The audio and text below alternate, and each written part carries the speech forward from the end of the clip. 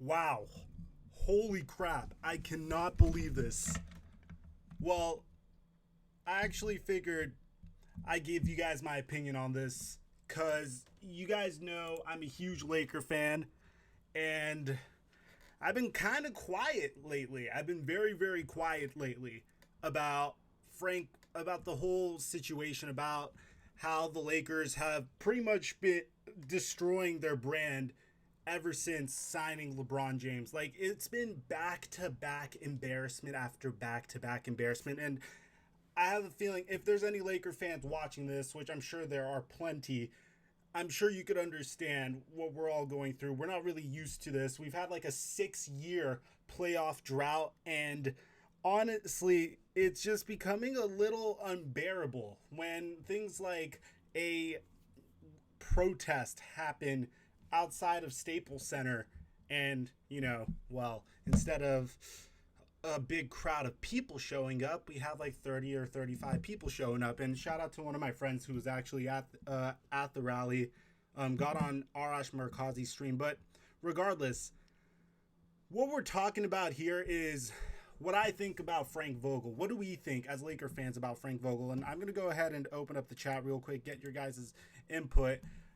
Yo, shout out to Luna. What up, Land of Dreadheads? C Twins, way too critical.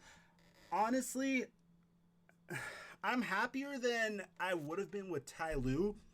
I'm way happier because, let's be honest, a lot of people, oh, if this sounds too low, here, let me fix that for you guys.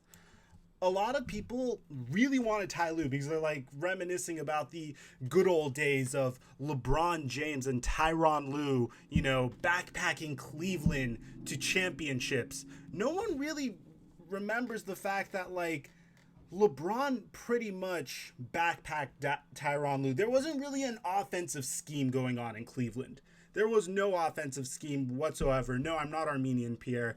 There was none. No offensive scheme whatsoever going on there.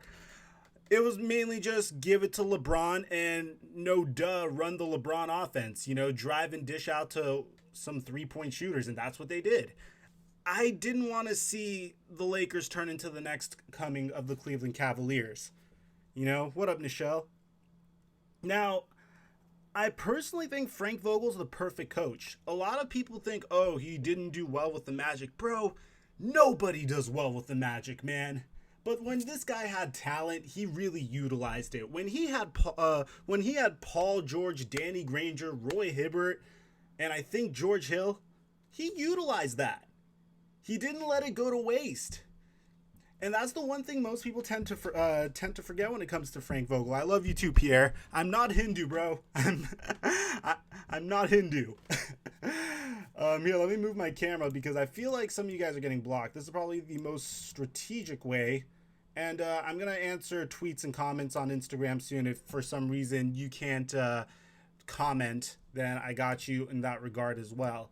And so, what up, Logan? Now, personally, I think at the end of the day, the Lakers made a good hire here, but I really can't, for the life of me, I cannot figure out why they are so insistent upon Jason Kidd.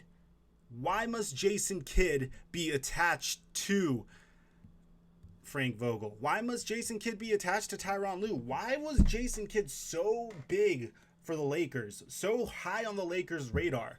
That's the one thing that I personally am having trouble understanding as the Lakers made this hire. But by the way, guys, be sure to drop a like if you're enjoying the stream. I want to get some of your opinions. Bro, for your thing, Vogel had the pedigree to coach LeBron. A lot of people don't remember that, like, the Pacers and the Miami Heat back in those days in the Eastern Conference were always neck and neck. And Vogel coached the Pacers perfectly against the Miami Heat. That's what a lot of people don't realize. Kidd developed Giannis? No, man. Kidd didn't develop Giannis. Giannis developed Giannis. I really don't think Kidd had such a powerful hand in Giannis's development. Milwaukee was already known for being able to develop some good talent. I don't think Kidd single-handedly was the reason why Giannis became Giannis. It's not fair to say that. Now, tell me, what do you guys think about the Lakers hire? Do you think type 1 in the chat if you think Frank Vogel would have been like the best choice out of all coaches. Type 2 if you have a different opinion, if you think Tyronn Lue was the best. Personally, I don't see why people want Tyronn Lue so badly. I never quite understood it. Let me get a sip of water here, guys. Ugh. Who would you guys prefer? You guys would have preferred Tyronn Lue over Frank Vogel? Why? I want to hear some of your guys' opinions on this. Mark Jackson? Why would you want Mark Jackson? If you have a team that becomes its best version of itself once Mark Jackson leaves, why would you want Mark Jackson ever coaching you? Like, dude, he held back the Warriors from becoming... He almost, like... If Mark Jackson was in Golden State one more year, that Draymond Green would have been out of the league. Let's just go with that. He was not utilizing any of his personnel correctly. Jai Swaminarayan. Vogel is a good coach. Kidd is a great safety net. If it goes poorly, that's exactly what they're doing. Yeah, but you don't want to create an environment where Jason Kidd has to breathe down his neck. Frank Vogel has to breathe down his neck worrying about Jason Kidd. You don't want that type of environment. That's a very, very toxic environment. So that's the one thing I personally think is the only issue with this. There's a huge theory with why the Lakers want Jason Kidd so badly. And the theory has to do with the fact that Jason Kidd, has to do with the fact that Jason Kidd may be attached to like some sort of free agent.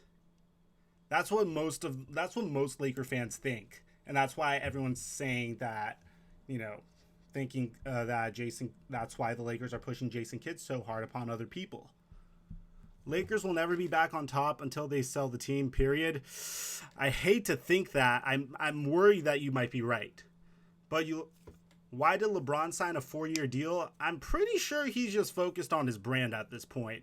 When you've been to damn near 10 championships, and you start getting sick of the grind, you start thinking about life after basketball, I don't think he cared so much at that point. He just wanted to be a Laker.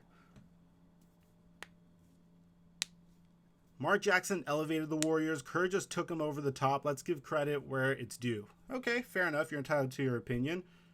Tyronn Lue, because he has chemistry with LeBron, the Lakers' key to winning games, and has experience with coming into a season as a assistant coach after winning a finals down 3-1. Okay, look, I'm not taking away from coming back from the finals down 3-1, but you guys have to remember that Draymond Green was suspended for all those games. And Draymond Green is back then, you needed Draymond Green if you wanted to run the Warriors offense successfully.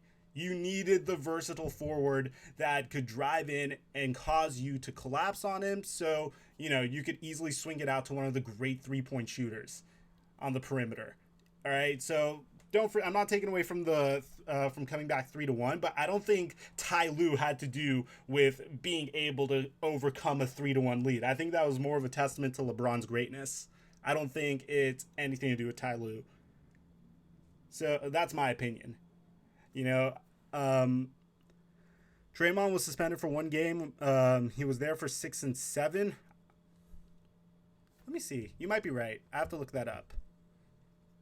Who's better to tutor Lonzo Ball than Jason Kidd? I could think of like 20 other people. I could give you an endless laundry list of people that would be better to tutor Lonzo Ball over Jason Kidd. Like, I could give you so many examples. But I'm not going to do that because that will take up a lot of the stream. Vogel was under Jim O'Brien. I remember that. He was suspended for only 1 game. Okay, so I stand corrected. Lue is trash. He was always clueless. That's my big issue with him as well. And then you have Phil Jackson endorsing him. And when Phil Jackson endorses somebody, I love Phil Jackson as a coach, but Phil Jackson as a executive or a general manager or a president, I don't like him so much. I just can't. Lue won the chip. Bottom line, dude. No, LeBron won the chip. Lou was just like there, like that, like Lou was just there. I don't really think like I really think anyone could have coached. I don't know. I feel like it's not that difficult to coach LeBron if he likes you. If you just he's kind of like if you let him have his way, he's gonna like you, and I feel like that's how it is. You think I don't. I don't know. If you're a Laker fan, type 1 in the chat if you're happy about this hire, 2 in the chat if you're upset. Lou wasn't trash. He outcoached Steve Kerr and Brad Stevens. He was the last coach to beat the Warriors. People need to stop hating. I just don't think he's that amazing. I don't think he does anything that great, honestly. And there's a reason he was fired as soon as this season started. He didn't seem he kind of got like rescued, man. Like imagine if he kept going. That win-loss record would look ugly. LeBron needs to demand a trade and get out of this mess. Nah, it's cool. He's happy where he is. I don't think he ever would leave, too. I think it's more like a business thing at this point. Yeah, Lou did not outcoach anyone. LeBron outplayed everyone. Straight up. Straight up. How many times did LeBron beat Vogel? But yeah, bro, like LeBron is LeBron. Like LeBron and the Miami Heat were just a way better team. Vogel coached a team that was not even that like under the wrong coaching wouldn't even get there. I think we did a good job here. I personally think the Lakers did a great job here. I'm very very happy with the hire. How could you assume that LeBron has no respect for Vogel already? Here, let me go see if any Instagram comments are coming through. Ooh.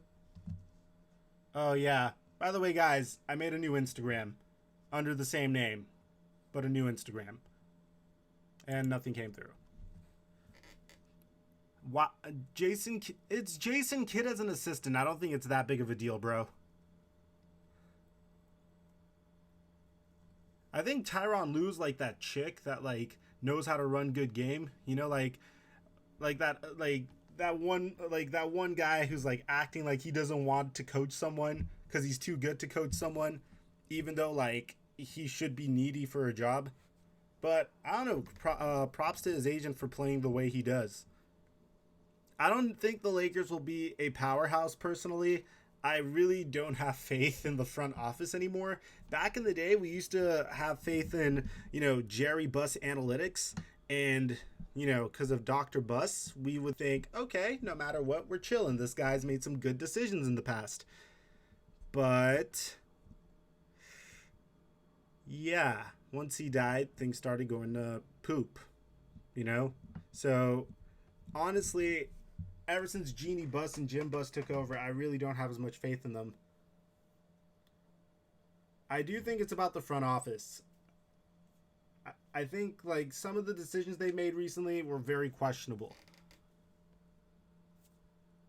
A part of me kind of misses Mitch Kupchak now, even though he signed Luol Deng and Timofey Mozgov to, 2 F-it max deals, but.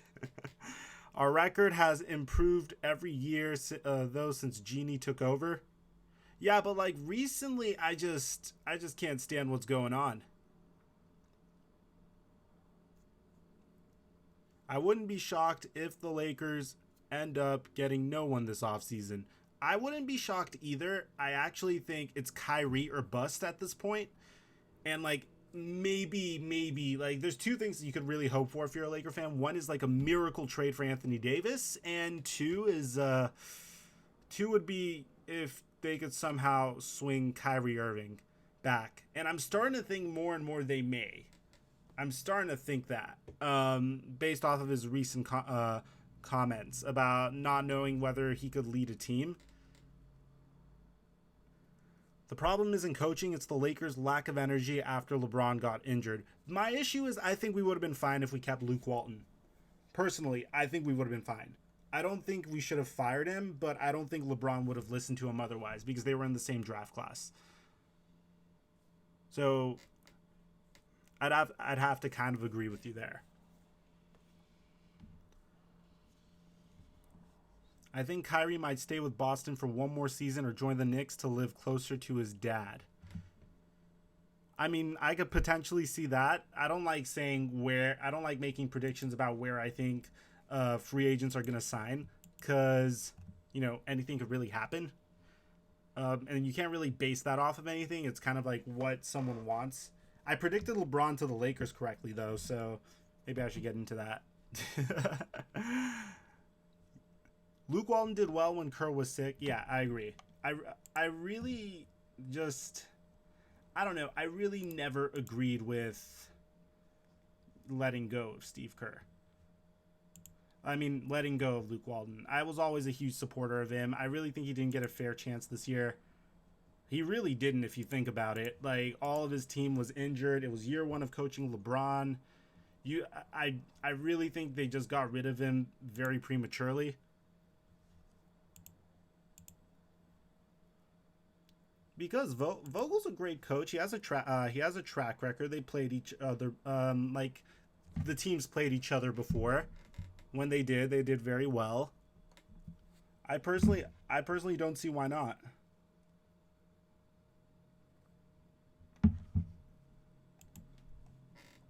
Honestly, you think? I don't know. I think you. I can't say Jorger's name. I can't say it. I don't know how to say his name properly. I'm like, I don't know if it's Hager, Horger, Jaeger, or Jorger. I'm gonna be honest. I'm being real with y'all, bro. Like, sometimes, like, I'm not, but I do agree about that guy. I do think he would have been better. What up, D Coop? Everyone, show my boy D Coop some love. He makes my career videos. You guys know Coop, man. He has this crazy series with a mod with LaMelo Ball. It's crazy. I don't know how, like, it's crazy. He got him into 2K. It looks like him and everything. And, like, it's crazy. Just go check it out. He has great content. What up, Coop? What was Paul George's relationship with Vogel? Bro, didn't Paul George, I think Paul George got Vogel after, like, in his sophomore year. Am I correct? I believe that's how it happened. So developing him from sophomore year until pretty much through like he kind of started Paul George's prime, like he was kind of there for it. And honestly, I kind of wish the Lakers made this hire a year earlier because that would have been fire. If Paul, yeah, like LaFlame, that's what I'm with, bro. I'm saying, like, dang, I'm kind of bummed out you said that now. I really wish they made this hire about a year earlier. But you guys get it, man. I really think that the Lakers made the best coaching hire that they could right here. I really do. I think they could not have played this any better than the way they did. Like, and it's a tough situation. I guess Jeannie just has to be more careful about who she trusts. Like, don't trust freaking Magic Johnson. Typically, if they're an amazing player, very seldomly would they be good at head coaching or, being in the front office as an executive. There's just lessons to take from all of this. Now, guys, I have a bit of a surprise for y'all. So, hold up. Lakers should go after Danny Green and Aminu if they can't get a star free agent. They need 3-and-D players badly. Every team needs 3-and-D players, bro. There's a huge market for that. There's a huge market for that in the NBA. In an NBA that's, like, emphasizing pace and space, you need 3-and-D. So, like, I would agree with that. Well, his best season as coach is 56-26 with a healthy Pacer team. I'm confident he could get us over the hump, bro. I think like he's the type of coach where I don't think he's like. I think his involvement will not slow us down from fulfilling our potential, and I think that's the reason I like him the most, personally. I think that's why I would be happy about it. Seth Curry, hopefully we sign him. I really don't know why we didn't sign him before, but I really hope like he was available for the cheap. It seemed like the Lakers were getting their butts kicked with the types of deals they could have been having, man. And that's something that was just such it was just such a shame to watch. I actually have a YouTube video where the Lakers are interviewing LeVar Ball. So I think I uploaded it like 3 weeks ago. But yeah, I would love to see him as president. I would love it. And they can make like a fire reality show out of it too. I would watch that, bro. They Are the Lakers the most dysfunctional team in the NBA right now? Nah, I just think the media likes hyping, like gassing up the Lakers because they're the Lakers whenever they do something.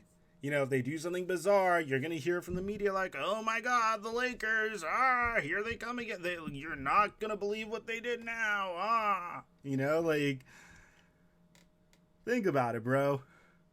I don't think they're that dysfunctional. I think that's kind of why I like making these videos. Like, I get to like come and say, these analysts are just full of it.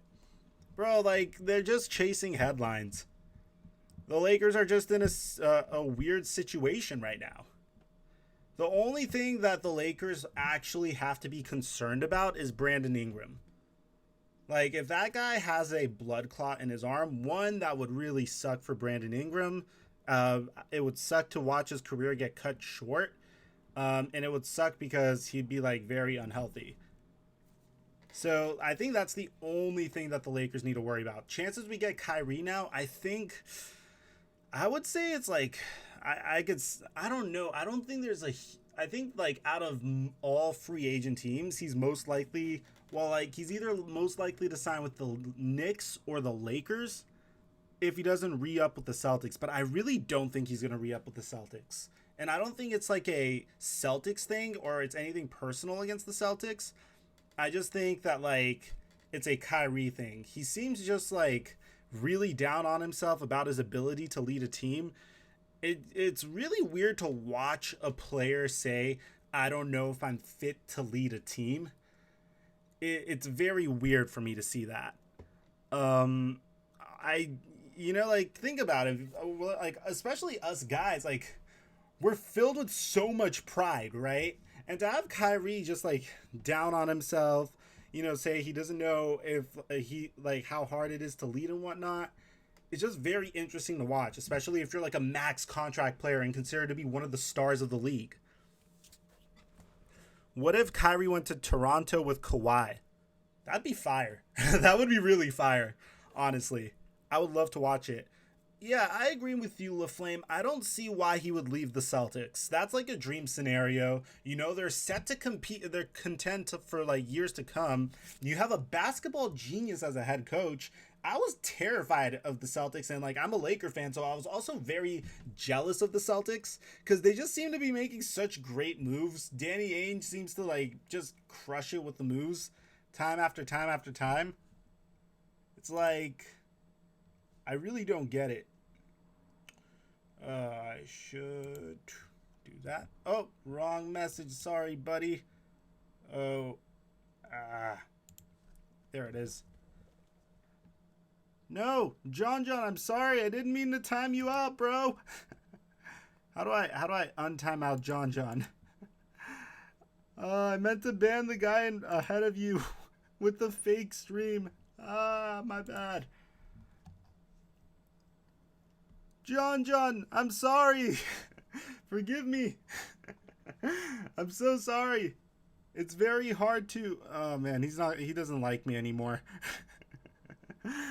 You guys all see that big F up I just made right there. I'm human, man. I'm sorry. John, I'm sorry, bro.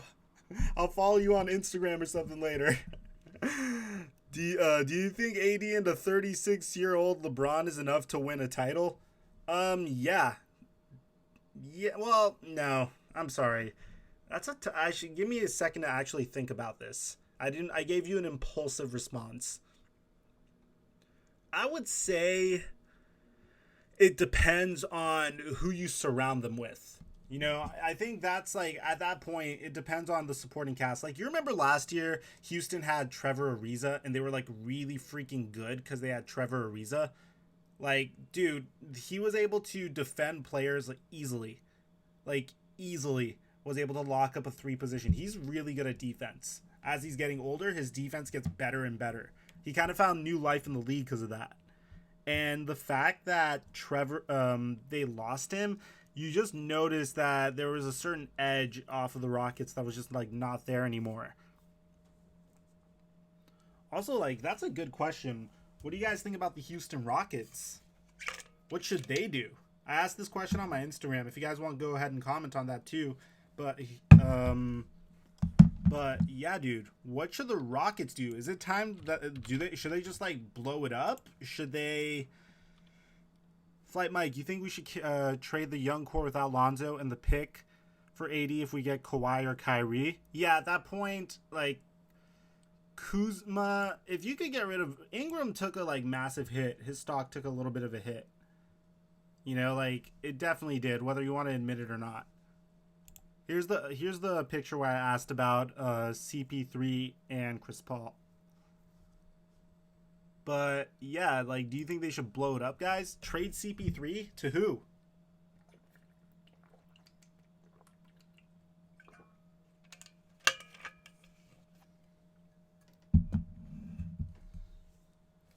Even though I love Capella, trade Capella.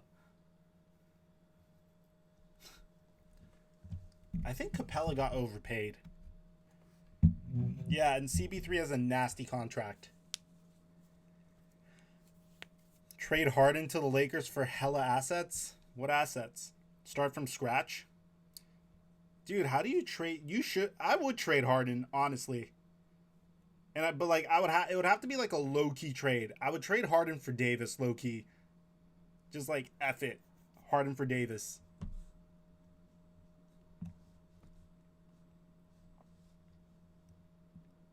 Trade CP3 for John Wall. No, we don't want Harden. He's a dumpster. Damn, bro. It's a little harsh, don't you think?